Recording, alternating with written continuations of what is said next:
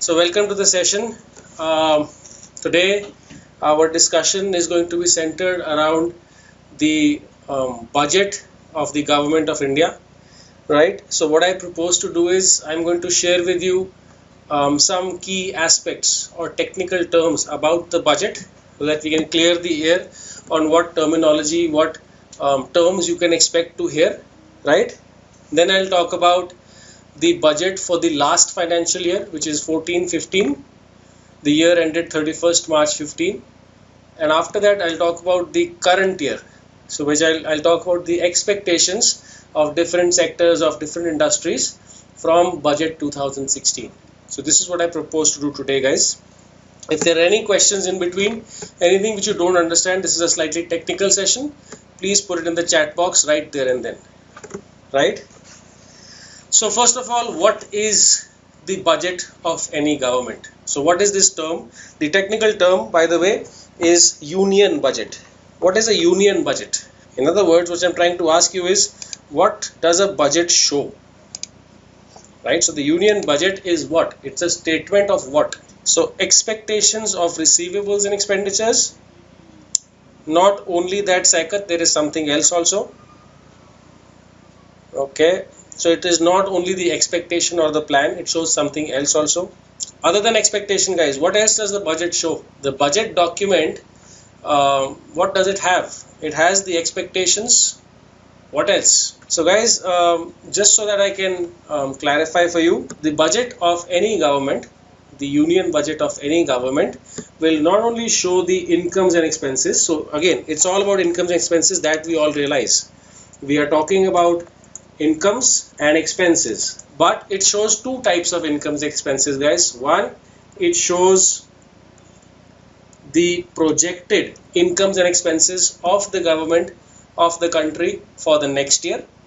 It also shows the actuals, the actual incomes and expenses of the government for the previous year or the year which is about to end. So on 29th of February this year, right, so 20 days from now or 15 days from now, Arun Jaitley will share with the country what are the actual receipts and expenses of the government in the year which is about to finish, which is the financial year 2015-16. So he will share the actuals as well. So it not only includes the projected or the expected incomes and expenses, it also includes the previous year's actual incomes and expenses. So when I say previous years, guys, please remember it is the year which is about to finish. Okay. Now, there are some terms which you might have heard in relation to the budget. I'll write them down on the board and then we'll discuss them one by one. You might have heard of a term called the revenue budget. You might have heard of another term called the capital budget. You might have also heard of a revenue deficit, right? And you might have heard of a term called a budgetary deficit. Of course, a very common term is fiscal deficit, right? You might have heard of plan and non-plan expenditure. Okay, then we have primary deficit, right? And some of you might have heard of the current account deficit as well. CAD is the current account deficit. So guys, quickly tell me, are these terms known to you or should we discuss them? If you already know these terms, if you're already clear what each of them means, we can move forward. Of course, the most important term here is also the GDP, the GDP of our country. Tell me quickly, guys, is there any need to discuss these, or if you want, which ones of these should we discuss? Quickly. Yes, Matlab Mangesh. So you want me to discuss all of them? Okay. So Saloni, okay. ठीक है, चलो guys, I'll explain all of them in brief then. First of all, revenue budget.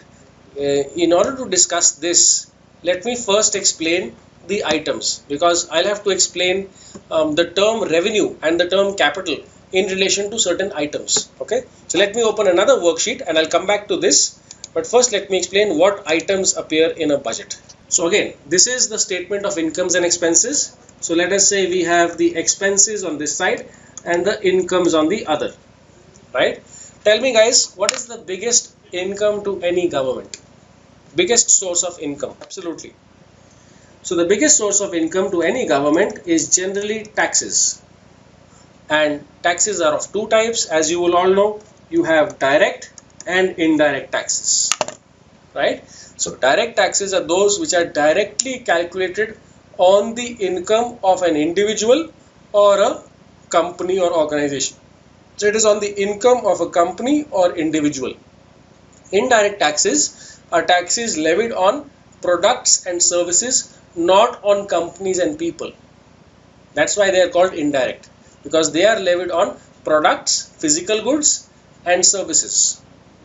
Okay, so direct taxes and indirect taxes are the two types of taxes that we have. In terms of examples, direct taxes are income tax and corporate income tax. Indirect taxes include VAT, sales tax, service tax. It includes octroi, right? So all these are indirect taxes. Even customs duty. Duties, taxes which are levied on imports are called customs duty. Even they are an indirect tax. So all of these come under the heading of indirect tax. Okay. Any other source of income, guys, for the government? Any other source of income? Interest sakat on what? Interest on what? Investments. So I'll come to Sakat's point first. Guys, if the government of India gives a loan to other countries, it will earn interest on that, and that is part of income. But factually, that's not true. The Indian government has very nominal loans which has given to some sub-Saharan countries in Africa, but the interest on that is negligible. It is next to zero. So theoretically, yes, that is a head, interest on loans given. That is a head which is on the right side of the picture. But in actual, in the case of India, there is no income from interest on our incomes and expenses statement.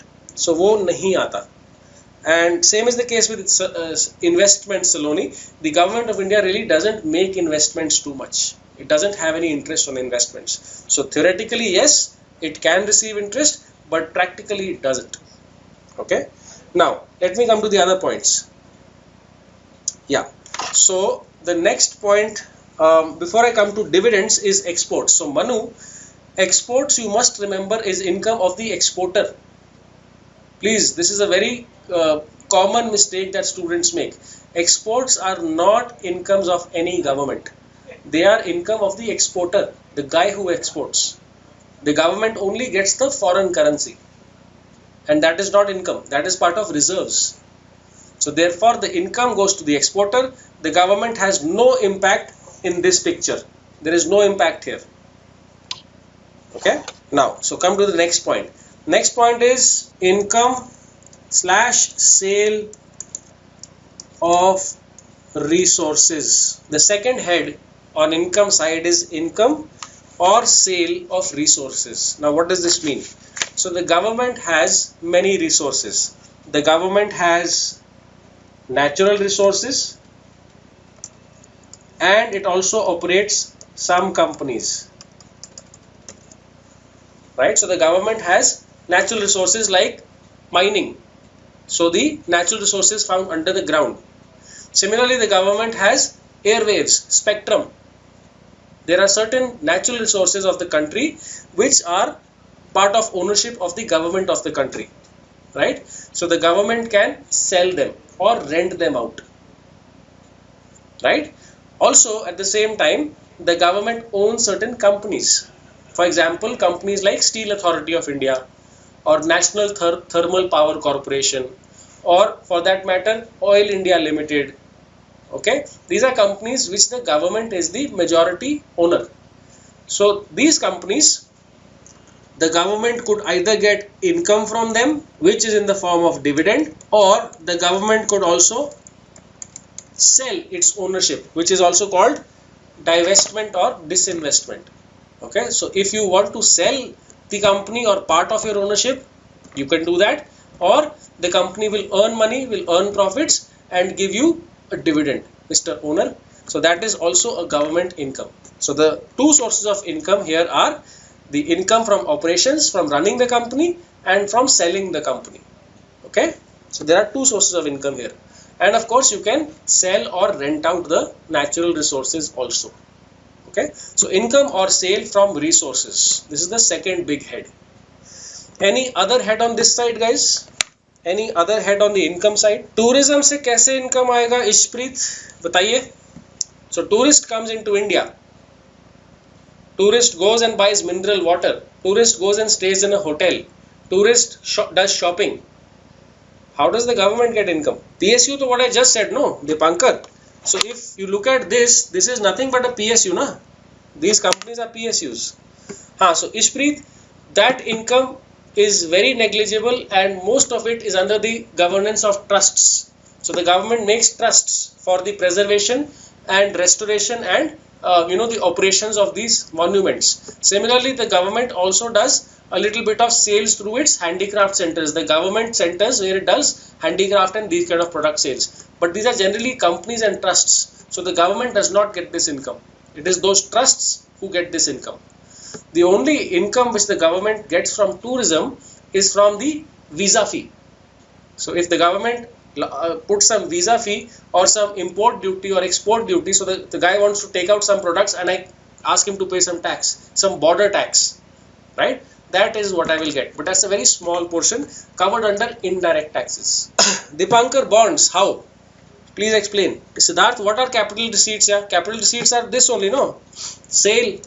Capital receipt is what? When you sell the asset, that's a capital receipt. Again, Dipankar, so that's somebody had already said investment. So the government of India does not make investments. So you will get interest on that if you make it. But factually, aisa nahi hai. Theoretically, yes. Yeah, so capital receipts, Siddharth, are the sale.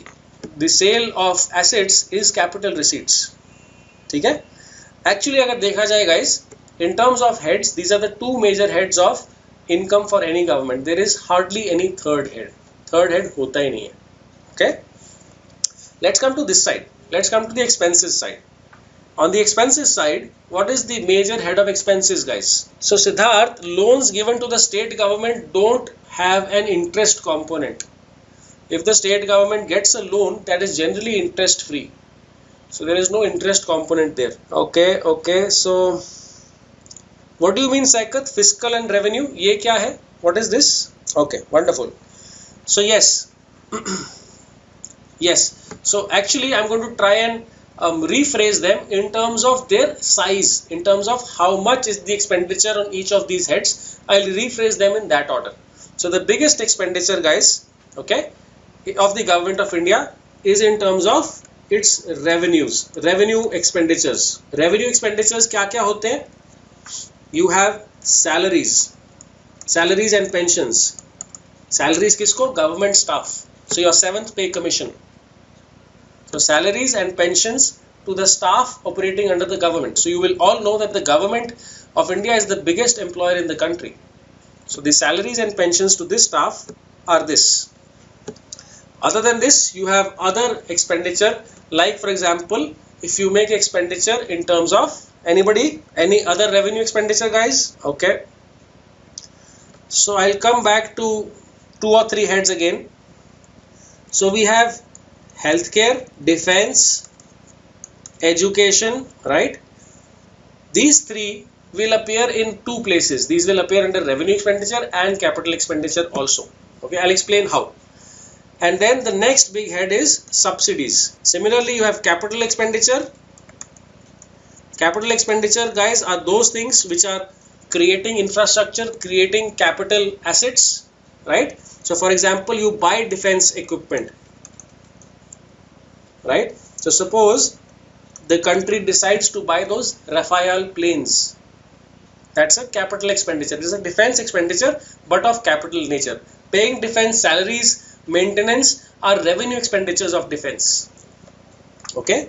Then you have healthcare, building new hospitals. Same is the case with education, building roads, building ports, building highways, right? All of these are capital expenditures. Okay.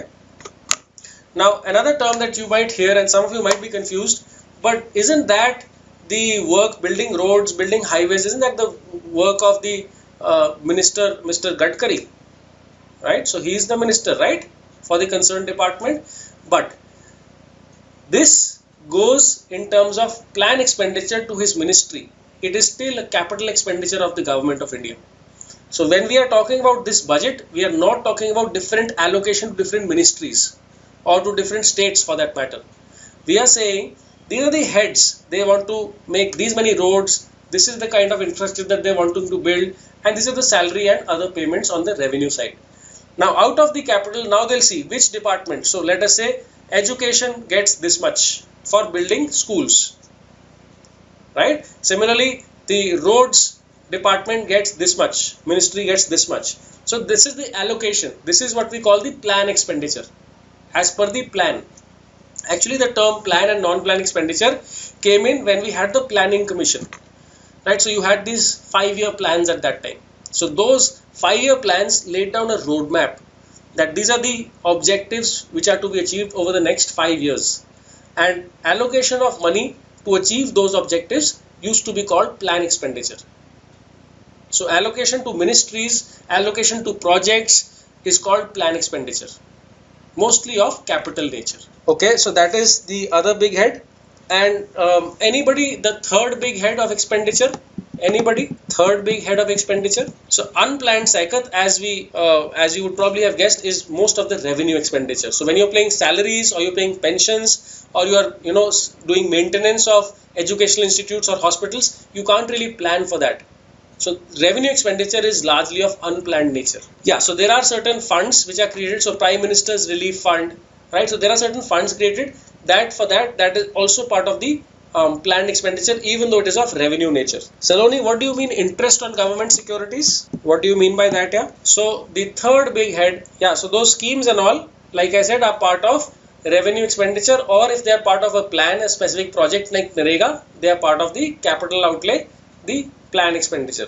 The third big head, guys, of expenditure for any government is the interest payments, as I think Saloni was referring to. And this is true for India, right? Because if you look at our numbers here, and I'll share with you a couple of minutes later, we generally take loans. We don't give loans, we take loans. So when the government of India takes loans, it has to pay interest on that. That is an expenditure, right? So that is the third big head of expenditure of the government of India. These are the three major heads on the left side, and there are two big heads on the income side. Now, I was talking about the revenue budget. So the revenue budget deals with those incomes and expenses. It is still a budget, but it deals with those incomes and expenses which are of revenue nature. Revenue nature matlab those incomes and expenses which the benefit of which will accrue within 1 year. Okay, so taxes is a revenue income. Income from dividends is a revenue income. Similarly, these are revenue expenses. This is a revenue expense, interest payment. So revenue budget is revenue incomes and revenue expenses. Consequently, the difference between the two, if the revenue expenses are more, if these two heads are more than these two heads, you have a revenue deficit, right? In that case, you have a revenue deficit. Okay. Capital budget, guys, is the exact opposite. So again, capital budget talks about those incomes and expenses which are of capital nature. So this is a capital income. These are capital expenses. So the difference between two will also be called either the deficit or the surplus. So the capital incomes, which are benefits of which are likely to accrue over more than 1 year. Capital expenses, the benefits of these expenses are coming to the government in more than 1 year. So you build a road, you build a highway, you build a port, it is going to benefit the country for more than 1 year of time. Okay? Yeah, correct. So this is the revenue and the capital aspect of it.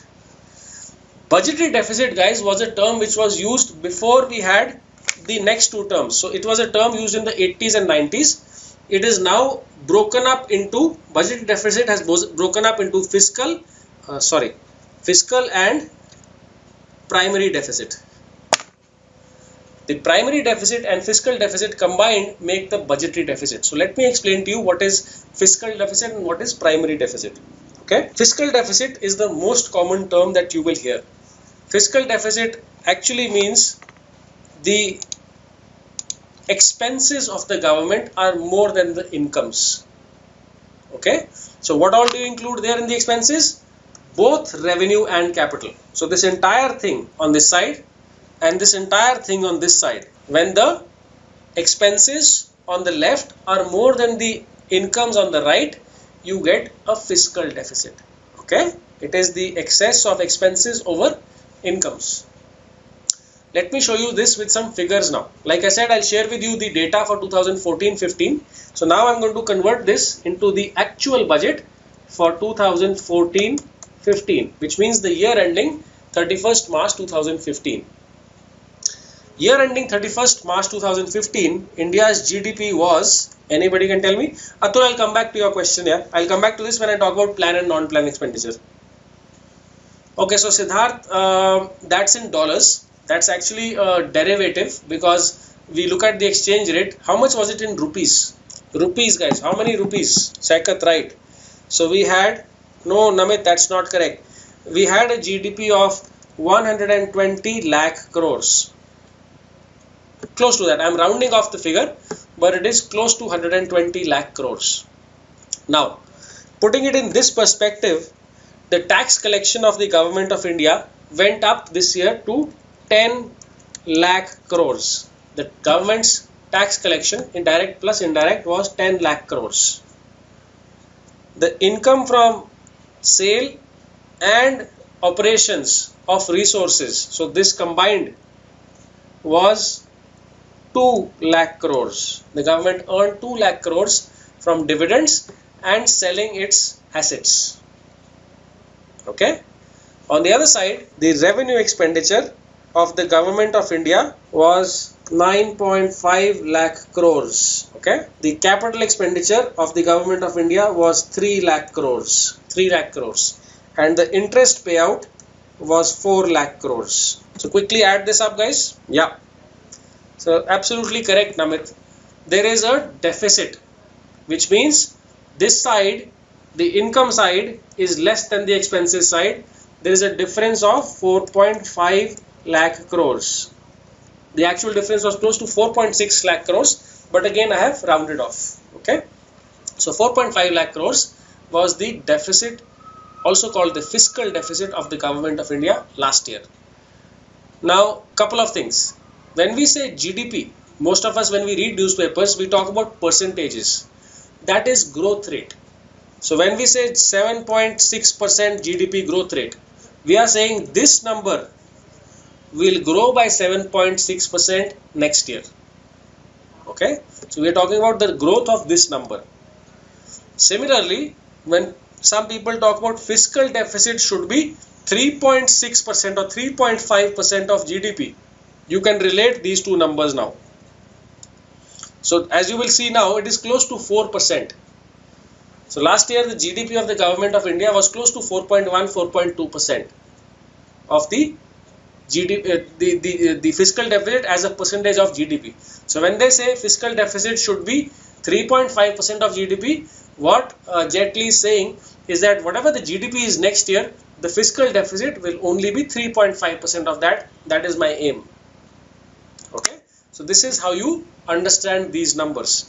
So now coming back to this deficit. So this is the fiscal deficit, like I told you, but story doesn't end there. The problem is, 1 minute guys, the problem is that if I want to spend 16.5 lakh crores, I need to have the money. The government needs to have the money to spend it. And if I am 4.5 lakh crores short, I can't spend money without having the money. I need to pay people, right? So the government will have to borrow. This 4.5 lakh crores will have to be borrowed, right? And for any government, there are primarily three sources of borrowing, guys. The first source of borrowing is when I borrow, as I think Saloni was saying, from the people from you and me. So when I borrow from public, how do I borrow from public? PPF, post office schemes, government bonds. The government will issue bonds, the government will issue PPF, the government will give you a post office scheme like Kisan Vikas Patra or some other, and you will invest in that. That will be borrowing for the government, right? So bonds, government post office schemes, PPF kind of schemes, these are, or for that matter, Sukanya Samriddhi Yojana, you are investing in the government scheme. So then that's a borrowing for the government. One source is public. The other source is the government's bank, which is the RBI. The government can go to RBI and issue them bonds, and in lieu of that, the RBI will print money and give it to the government. So the bank, the government can borrow from its bank. Government's bank is RBI. Okay, Akshit, yes, yeah, shares are ownership, bonds is borrowing. So when you invest in bonds, you are giving money, but as a loan. But when you are buying shares, you are becoming a part owner of the company. Okay, so the two sources of borrowing so far are the public and the RBI. The third source of borrowing for any government is international sources. So I can borrow from World Bank or IMF. I can borrow from the government of America. I can borrow from any other international source.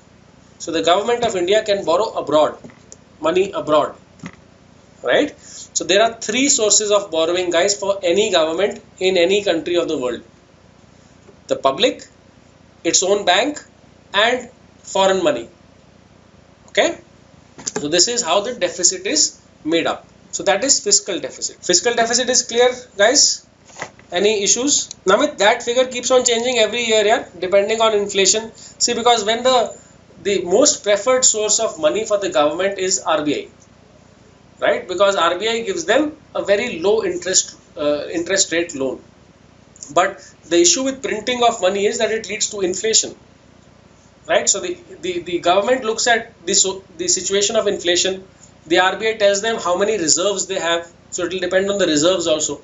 So depending on all these factors, the government will look at which is the source to borrow from. Okay.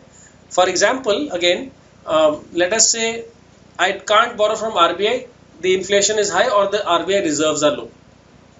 Secondly, for the purpose of borrowing, I can go to the public, but again I have to offer a high rate of interest. Only then public will go. I'll have to offer higher than an FD rate for them to invest in my bond. If these two sources are exhausted, I go to international sources. I go abroad. If these two sources are exhausted. Yeah, so Saikat, actually it has been revised upward, yeah, not downward. 120 lakh crore to last year tha. But I am giving you the figure as it was published. See, there are 3 times when the GDP is declared. There are 3 times. The first time is in February, the budget. The government tells that what is the actual GDP of the country. 11 months ho chuke hain, 1 month abhi pada hai, but so far these are the actual figures. Then the final collected figure is released in July or August. That at the end of the year, 3 months have passed. Now what is the actual GDP which has come out? And then there is a revision done in January. Right? This is the revision that you are talking about. Okay? But I am telling you the figure which has been released at the end of the year. That is generally the most trustworthy figure. ये revised figures थोड़े से गोलमाल होते हैं. So the most trustworthy figure is the figure which is released in July and August every year. That was 120 lakh crores for last year. ठीक है जी. So this is the fiscal deficit bit. Now what is primary deficit? Primary deficit you can understand with a mathematical equation. Primary deficit is fiscal deficit minus interest payments. In other words, in this picture, if I look at these incomes and I look at the first 2 expenses only, okay, so this is 12 lakh crores and over here is 12.5 lakh crores. I don't look at interest. So that means there is a primary deficit of only 0.5 lakh crores or 50,000 crore. That's primary deficit. So primary deficit does not take into account interest payments. Okay. So that is the primary deficit for you. Now coming to plan and non-plan expenditure. Plan expenditure, like I said, are those heads, those activities which are envisioned as per the 5-year plans. Now the 5-year plans are now not there any longer. We are currently, or we were in the 12th 5-year plan, which was ending in 2017, and the targets were made every year that we have to achieve this aspect of the 5-year plan, so allocate this much money to this project or this ministry. That was the concept of the 5-year plan and the term planned expenditure. Now we have the Niti Aayog. Okay, so this is the first budget where the Niti Aayog will come out in the economic survey with their vision, how they are going to lay a roadmap for the growth and development of the country. So the term plan expenditure is still being used, even though in terms of utility, it really hasn't got the same utility it did earlier in terms of relevance. But for the purpose of understanding, you can see that any expense which has been pre-planned, okay, which has been pre-allocated, that for example the Ministry of Roads wants to make the Golden Quadrilateral Highway project, and they are looking at the Finance Ministry to allocate 10,000 crores for this. So that will go under the head of planned expenditure for a specific project, for a specific program. Okay, defense salaries, maintenance expenditures are part of non-plan. So all revenue expenditures largely are non-plan expenditures. Capital expenditures are mostly planned expenditures. But there are exceptions. So like I said, the budget will give its allocation for certain projects, certain heads of expenses. Those will come under planned expenditure. But suppose in the middle of the year, government decides to buy some aeroplanes from France. So that is an unplanned expenditure. It was not part of the planned, but at the same time, it is still a capital expense. So the message is most capital expenses are planned. There may be some unplanned capital expenses also. Revenue expenses are generally unplanned. Okay, 7.6% is the projected growth rate for the next area. Again, there are different forecasts by different agencies. I am telling you the IMF forecast. Okay, so Saloni, what during the monetary policy? Oh, you're talking about the revised GDP figure. It is not revised by RBI. It is revised by the government only, but it is done in end of January around the time of monetary policy. So that much you are correct. Okay, great, wonderful. ठीक है जी. So let's go back to our terms. So let's come back to current account deficit. Now the current account deficit, guys, is nothing to do with the government actually. The current account deficit is actually a term when the imports coming into the country are greater than the exports going out of the country. Actually, there are some other heads which are also part of current account deficits, but I am not including them here because they form a very nominal figure. So some remittance is also part of current account trade, but here the largest contributors are imports and exports. So when a country has higher imports and less exports, it leads to a current account deficit. Okay, just to give you a brief background to these terms, the current account deficit is completely unrelated to the budget. Okay, so the umbrella term here is balance of payments. Okay, balance of payments is payments received and made from a country. All payments which are made and received into a country are part of balance of payments. Balance of payments includes two types of payments. One is capital flows and one is revenue or trade flows. Actually, this is not revenue, this is called trade. Let me just correct the term. Capital and trade. Okay, so trade flows is called balance of trade. This is also called balance of trade, and this largely deals with exports and imports. Like I said, there are some other remittances which are a part of this, but we ignore them for the purpose of understanding. Capital flows largely deal with FDI and FII flows. Again, some terms you might have heard of. Okay, so balance of payments is the umbrella term. It includes capital flows, money coming in the term of investments, or money going out for the purpose of investments. FDI coming in, or let us say Infosys buying a company abroad, money going out for investment. Okay, so these are the investment flows coming in and going out. So this is on the capital side. Balance of trade, Akshit, need not be capital current account deficit only. It could be current account surplus. So if the exports are greater than imports, this will mean current account surplus. If the imports are greater, it will mean current account deficit. Right, Akshit? So it need not only be deficit. But yes, balance of payment is about current account. So balance of trade is about current account flows. Okay. So on the other side, you have trade, which is the payments related to purchases and sales and remittances. And purchases or sales in the international trade are called exports and imports. If exports are more than imports, we have current account surplus. If imports are more, we have current account deficit. Okay. Currently, India has a current account deficit, even though the number has been shrinking. Okay. The number has been shrinking because our imports are going down thanks to the decrease in price of oil. Okay. Exports have also been going down, but imports have been going down at a faster pace. So our current account deficit has been shrinking for the last 1 year. But exports have also constantly been going down. That is a worrying factor for the government. Okay.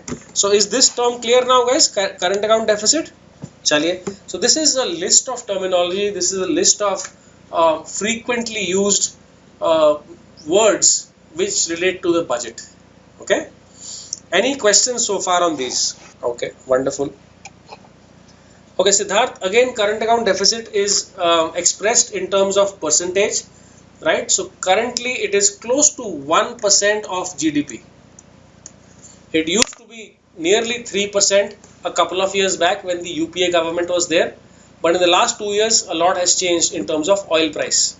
So currently it is close to 1% of GDP now. Okay, so trade deficit, Apurva, is the same as current account deficit. Chaliye, let's go on. Now, some aspects of the budget we should be aware of for now. So this is so far just the introduction. But in terms of what is happening now, currently, the first thing you should be aware of is the FRBM Act. Okay, so in 2003, this act was enacted by the Parliament. Okay, the purpose of this act is actually the Fiscal Responsibility and Budgetary Management Act. So FRBM. Fiscal deficit, Atul, the vision for this year was 3.9% of GDP. From 4.1 last year, Jetli had promised that he would bring it to 3.9 this year. So let us see what he announces in the budget. Yeah. So FRBM Act 2003 gave a list of targets that the governments of India must act responsibly in terms of their fiscal management, right? So one of the, in fact, a couple of the things which were said in this act was that the government should not have a revenue deficit, which means your incomes should not be so low that they can't even meet the revenue expenses. Essentially, what the logic of this act was that it's okay if you have a fiscal deficit because you want to do development, you want to build roads, highways, all those things you want to build, and therefore you need more money than you can tax people. So some deficit is fine. So if the deficit is because of interest payments, because of borrowings which you took for capital development, that's fine. But revenue deficit, which means your incomes are not even enough to cover the salaries and you have to take loans, that is not allowed. So the FRBM Act says that revenue deficit should not be there. FRBM Saloni is Fiscal Responsibility and Budgetary Management. Okay, is that clear, Saloni, now? Fiscal Responsibility and Budgetary Management. Yeah. So anyways, so the one of the first things which this act says is that revenue deficit should not be there. That there should be no situation where your incomes cannot even meet the salaries and the day-to-day expenses. That is a very dangerous situation. Actually, that is the situation which happened in 1991.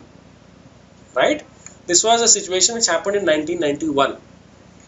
So the revenue deficit should be zero. Similarly, the other thing is that this act outlines that if borrowing is taken, it should be used for the purpose of capital expenses. That means for building infrastructure, building roads, highways, hospitals, schools. You should use borrowing for that purpose. So the act says that fiscal deficit is fine. Okay. In fact, the act also gives a declining trend has to be maintained in fiscal deficit. Fiscal deficit should not be out of control. So the act laid down certain timelines. Okay, I won't go back to the history on how those timelines have been modified, but every year the finance minister talks about whether he is adhering to those timelines or not, right? So last year Jaitley promised that this year he would stick to 3.9% fiscal deficit. Okay, which means fiscal deficit would not be more than 3.9% of GDP. And the next year it has to be 3.5. So on 29th Feb, Jaitley will announce that whether he has been able to stick to 3.9% fiscal deficit, and secondly, whether he will target 3.5% in 2016-17. Or he can even say, I'm going to postpone it. Or he can say that I'm going to go for 3.8. So the objective is to reduce fiscal deficit to 3% of GDP. Maintain it at a range of about 3% of GDP. That's the FRBM Act. The revenue deficit was zero, Akshit. The target was there should be no revenue deficit. Okay. Now, a couple of things which are going to trouble Jaitley this year, you should know. The first is the payout for the 7th Pay Commission and the OROP.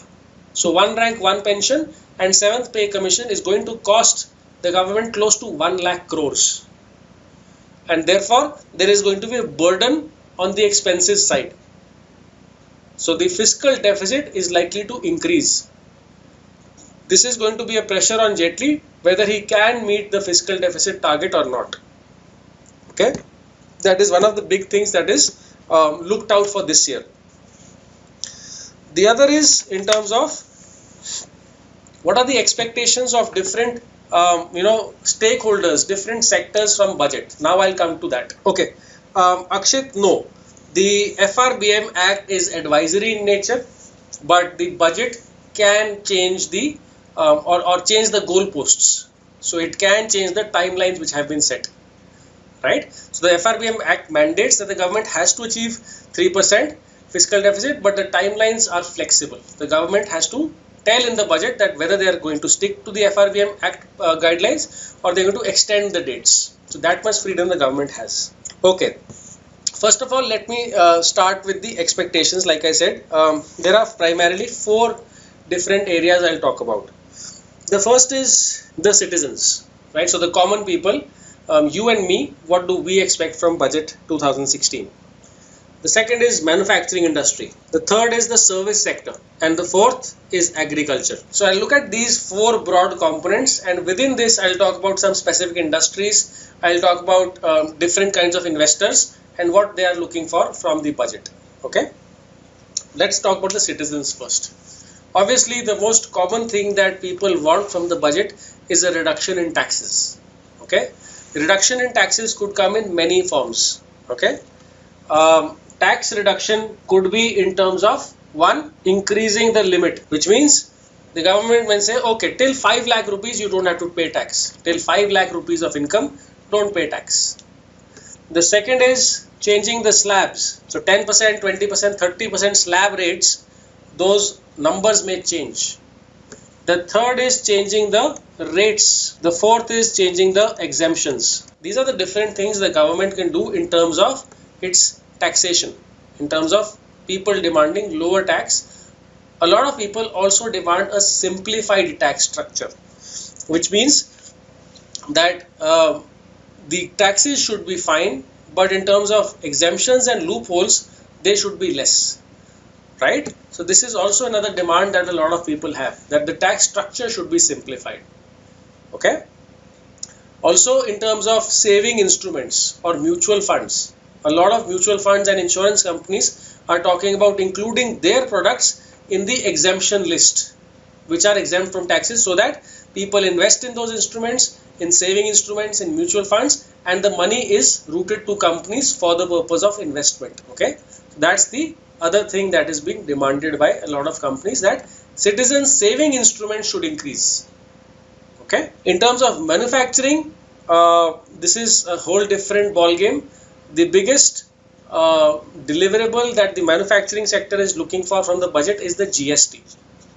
Now, even though this is a legislative act and it can only be passed by an act of parliament, but in terms of making procedures simpler, making uniformity in the structures in indirect taxes, that can be done in the budget. So basically you can pave the road for the passing of GST in the budget. Okay, that can happen. So some of the aspects of GST, let me talk about. I'm sure you all know the GST proposal. The GST is the Goods and Services Act.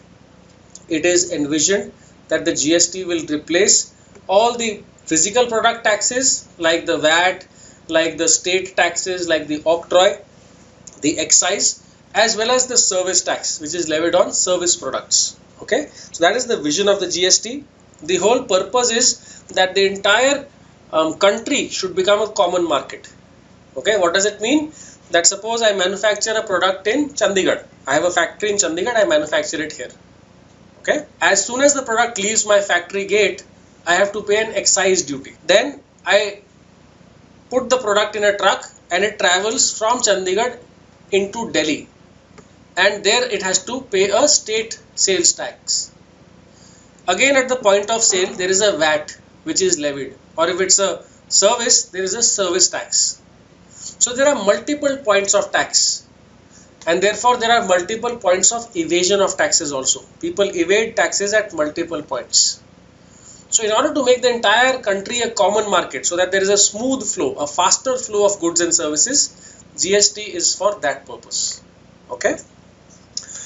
You should also know about the objections currently which the opposition parties have to GST. They have primarily three objections. The first is that the structure of the GST Council.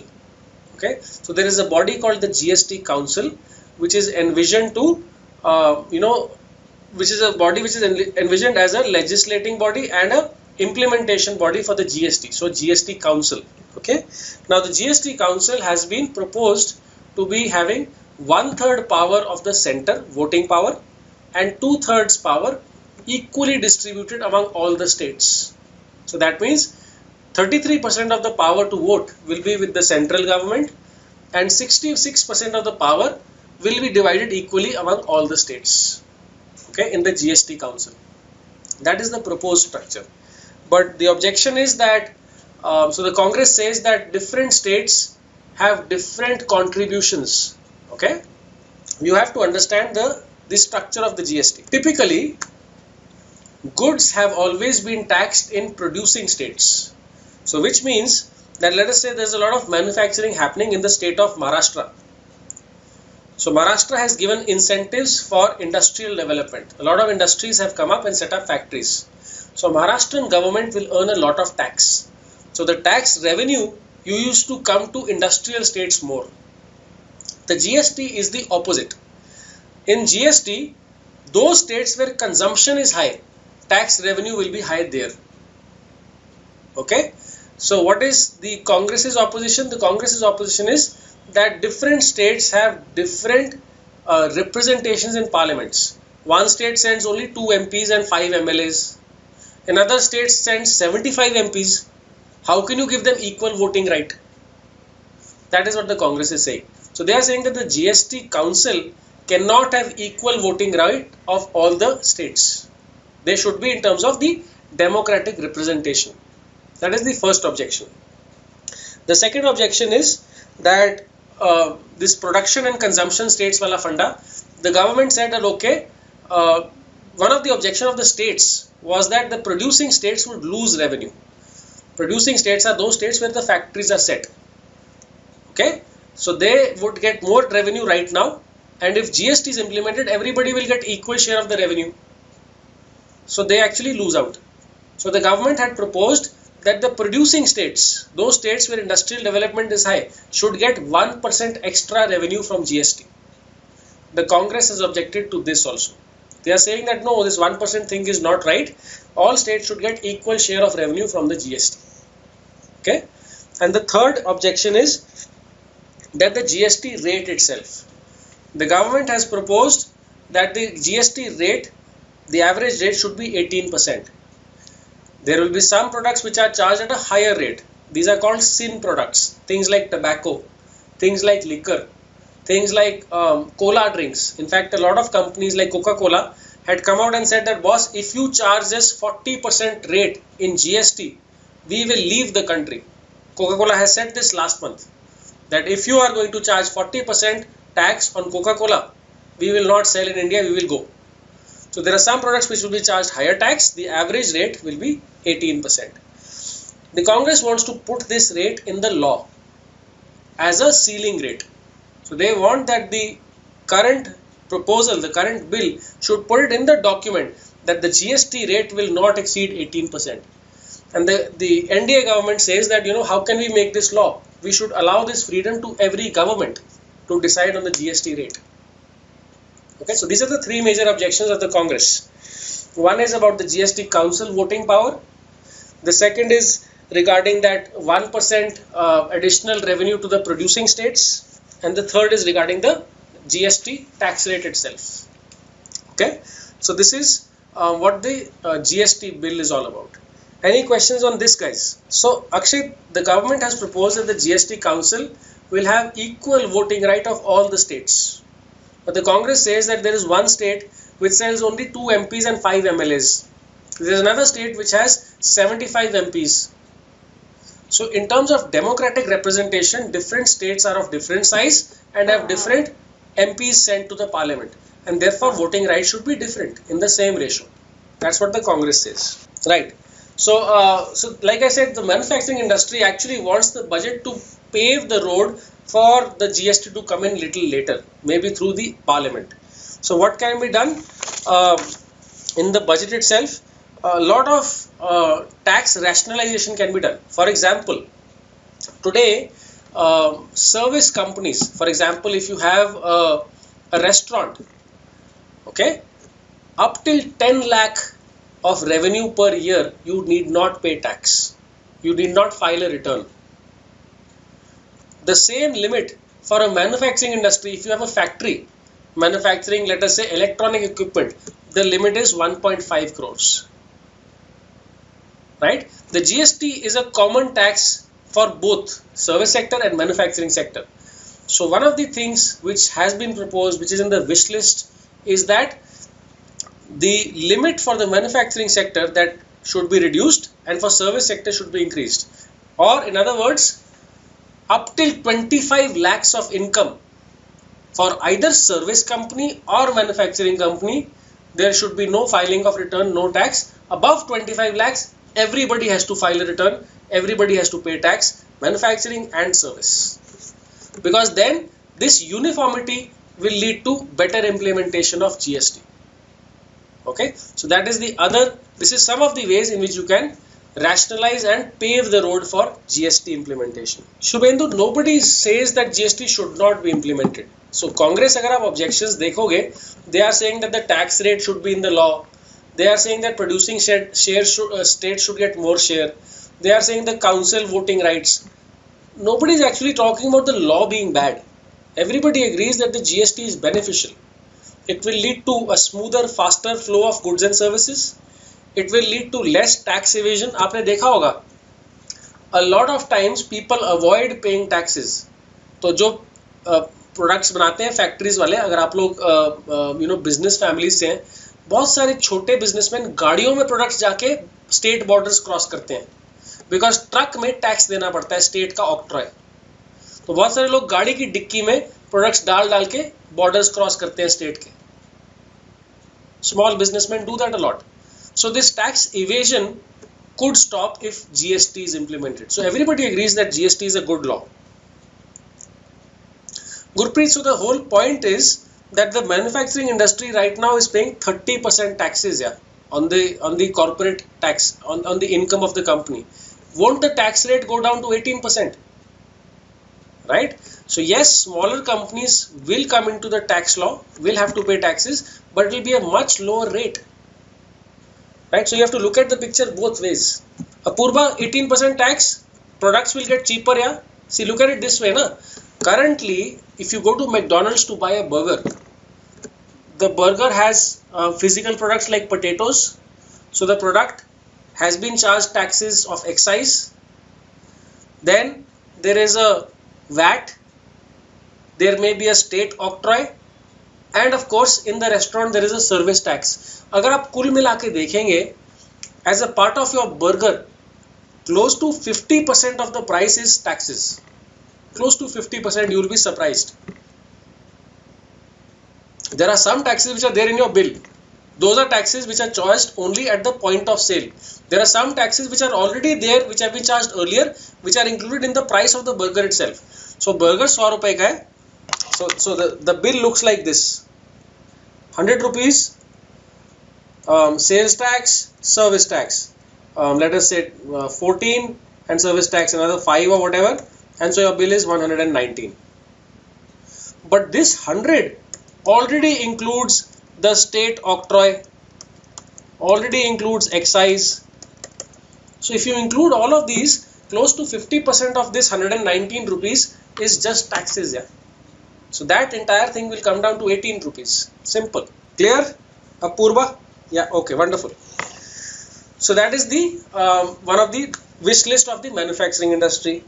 The other is last year Arun Jaitley had announced that he would gradually reduce corporate tax rates. So he had said, now we are talking about direct taxes, not indirect taxes. So he said the income tax of companies, right now the rate is 30%, will slowly come down to 25% in 4 years. So companies are looking for that there should be some reduction of income tax this year, company income tax. Along with that, Jaitley had also said, I will remove some exemptions. So again, what exemptions he removes is also being looked at this year. Okay. The third is from the point of view of the MAT. Okay. Yes, GST, Namit, is a point of sale tax. GST will be charged on all products and services at the point of consumption. Okay, so now I want to talk about, so manufacturing, I talked about GST, I talked about corporate tax rate, and now I'm going to talk about the MAT.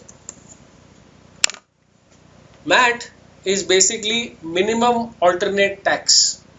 Okay, this was levied first by Pranab Mukherjee in 2011 when he was the finance minister. See, because Vivek, government revenue and prices have not a completely rational parallel relation. Okay, let me explain how. So like I said, you will buy this burger for 119 rupees today. Okay, two things will happen if the GST is implemented. One, this burger is likely to come to, let us say the price of this burger, actual manufacturing cost is, let us say, just about 75 rupees, or let us say even 70 rupees. Why 75? So he's going to add just 18 rupees and it's going to be a 90 rupee burger. So the burger is likely to get cheaper and therefore people will buy more products and services. That's one. Secondly, the government revenue will increase because there is less scope of tax evasion. There are less points of tax, there are less scope of corruption, and therefore there is less tax evasion. More companies, more products and services will be included in the tax net, less evasion, and taxes will go up, or revenue will go up for the government. ठीक है विवेक? Chalo, great. So then I was talking about the MAT, the minimum alternate tax. This was levied first by Pranab Mukherjee in 2011. Okay. Essentially what he said was, like I just said, in taxes you have this limit. Okay, below a certain threshold, company doesn't have to pay tax. So let us say the government says up to 5 lakh rupees in profit. I'm just giving you a hypothetical number. Let us say till 5 lakh rupees in profit, any company doesn't have to pay company income tax. In 2011, Pranab Mukherjee said no. Even if your income is below taxable limit, you still have to pay a minimum tax. And he called it the MAT, minimum alternate tax. Okay. He said 18%, including surcharges, it comes to about 20%. 20% rate of MAT has to be paid by everybody. Companies crashed, investors ran away. It was an extremely bad time. Even this year, in fact, every year, companies, investors, foreigners, foreign investors all talk about the MAT. That this is a completely regressive tax. It's a very bad tax. It should be removed. To the extent that special economic zones, which were meant for special industries, for export oriented units, were charged MAT, which were included under the ambit of MAT. So Pranab Mukherjee said, no, even if you are an export oriented unit, you are working in an SEZ, tax has been removed. Even then you have to pay 18.6% MAT. So this was a very regressive tax. Every year companies demand, investors demand the MAT to be removed, at least from the SEZs, minimum from the special economic zones. If you look at currently, if you look at India and if you look at China, the major difference in India and China is the performance of the SEZs. In the last 20 years, China has given a lot of economic stimulus, a lot of help to the special economic zone companies, and that is why their exports have boomed. Indian SEZs are all dead. You look at, there are 200 SEZs in India. All of them are dead, almost dead. Except the IT industry, there is no industry which is doing well in the SEZs. Okay, so that is a major industry looking for relief from the MAT. Okay, so that is the minimum alternate tax.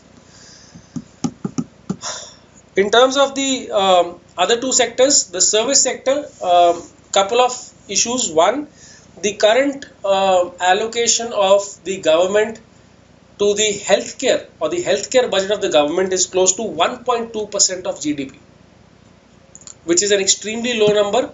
Healthcare budgets in China and in other comparable countries are 4 to 5%, and India is, so healthcare companies are looking for better allocation of the resources to healthcare, more expenses being allocated to healthcare sector.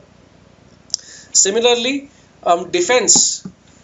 Currently, defense is less than 1% of our allocation. So this is excluding the capital purchase. So defense allocation as a percentage of GDP is less than 1% today. China does 2.5%. US does 4.5%. So there are many countries, comparable countries, who are doing much more in terms of defense upgradation. And every couple of months you keep on hearing about naval disasters or aircrafts getting crashing all over the place. Defense equipment in India is woeful. It is completely poor. So allocation of defense could be increased. Similarly, for education, the current allocation to education currently in India is 4% of GDP. And again, the demand is that this could be improved. Look at the condition of government schools, right? So these are some of the areas in the services sector which are looking for relief. Okay. One more sector in the service industry which is desperately looking for help is the banking industry. If you are reading newspapers these days, right now, you would have known that the banking industry is an extremely tight situation. Most banks are struggling with non-performing assets, with bad loans. And the public sector banks are looking for recapitalization, for the government to give them more funds. Okay, so these are four areas, four sectors: healthcare, education, defense, and banking, which are looking for the government for help. Okay. In terms of agriculture, now agriculture is one area where the government has not done too much in its last two budgets. So the first was an interim budget, and the second one was a full budget. The government, NDA government, has not done too much in terms of allocation. So they had a few minor programs. They had the irrigation program, so Sinchai Yojana was there. They had some outlay to Narega, but not too much. So there are 3 or 4 major areas this time that are expected in the budget. One is the Prime Minister Sinchai Yojana. Okay, the allocation to this is expected to double this year. The allocation to Narega is also expected to go up. The third is crop insurance scheme. The Prime Minister has recently announced the crop insurance scheme. There are likely to be many announcements related to this in the budget as well. Okay. Thirdly, in terms of the minimum support prices for food grain products, those are expected to be increased, even though those are announced from a state to state basis, but the government in its budget can make an outlay for this, okay, for the procurement of food grain. And then finally, in terms of the direct benefit transfers, which has been operationalized in the LPG, could also be done for the urea subsidy. So the Aadhaar card could also be used for the urea subsidy transfer. Okay, so these are some of the expectations the agriculture sector has from the budget. Okay, yeah, so the Bima Fasal Yojana, the crop insurance scheme, is also part of the expectations this year. So in terms of citizens, in terms of manufacturing, in terms of service sector, in terms of agriculture, these are the major expectations from budget 2016. Yes guys, questions? I hope you must have understood at least 25% of our discussion here. Corporate tax rate, yeah. See, Saikat, when we say recapitalization, we are talking about the public sector banks. Okay. Obviously, the majority shareholder in these banks is the government, right? So, if these banks are having non-performing assets or bad loans, that means their capital is getting washed out. So, they need more capital. If you look at the banking sector, you would have heard of a term called Basel norms. Okay, I'll just write it down. And currently we are working with Basel 3. Okay, we are looking to achieve Basel 3 targets. So one of the areas which is talked about in Basel is the capital adequacy ratio. This is a very important parameter where in terms of the percentage of capital required as a percentage of your assets are loans, that minimum level of capital has to be maintained. So if you have bad loans, your capital gets washed out and you need more capital in order to maintain the capital adequacy ratio. So it's a very big topic, it's a detailed topic. Just briefly to guide you that when banks make losses on loans, they have to arrange more capital from the owners because their capital gets washed out, and the owner of the public sector bank is the government. So the banks today are in severe need of recapitalization.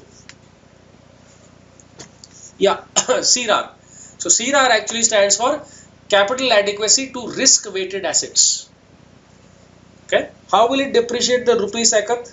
Let me see what you are talking about. Okay, Siddharth, currently in healthcare 1.2% of GDP is allocated to healthcare.